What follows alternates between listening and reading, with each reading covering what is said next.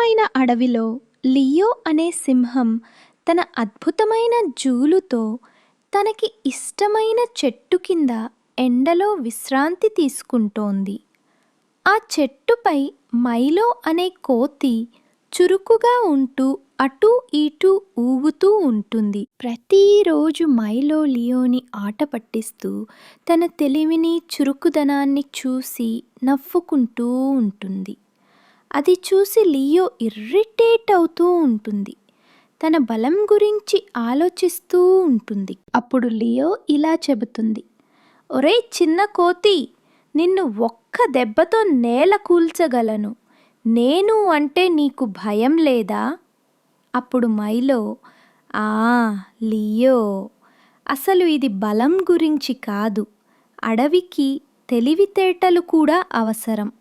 చూపిస్తా ఉండు. ఈ పోటీ గురించి ఆలోచించి అడవిలో ఎవరైతే ఎక్కువ జ్యూసీ పండ్లను ముందుగా సేకరిస్తారో వారే నిజమైన రాజులు అని ఇద్దరూ అనుకుంటారు.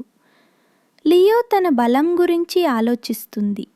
లియో దానిని అంగీకరిస్తుంది.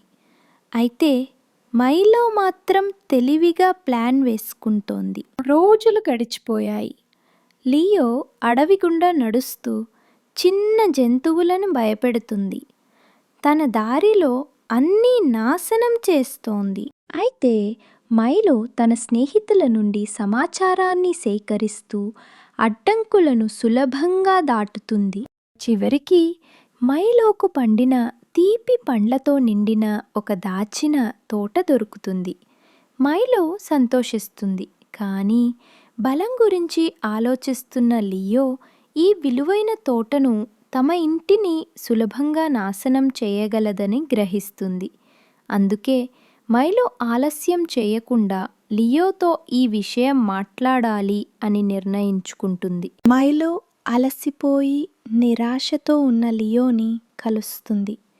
మైలో ఇలా మాట్లాడుతుంది, లియో, కేవలం బలం మాత్రమే మనల్ని కాపాడలేదు. చెట్లను పడగొట్టడంలో నువ్వు గెలవవచ్చు, కానీ అడవికి సహకారం, అవగాహన కూడా అవసరం. అప్పుడు లియో, ఏం చెబుతున్నావు కోతి? మైలో ఇద్దరూ కలిసి పని చెయ్యాలని ప్రతిపాదిస్తుంది. లియో బలాన్ని తన తెలివితో కలపాలని అంటుంది. ఇద్దరూ అంగీకరిస్తారు. ఇద్దరూ కలిసి ఆహారాన్ని సేకరించడానికి, తమ భూభాగాన్ని రక్షించడానికి ఒక వ్యూహాన్ని అభివృద్ధి చేసుకుంటారు. దీనితో అడవిలోని జంతువు అందరి గౌరవాన్ని పొందుతారు. సింహం తన దూకుడుతనాన్ని తగ్గించుకుంటుంది.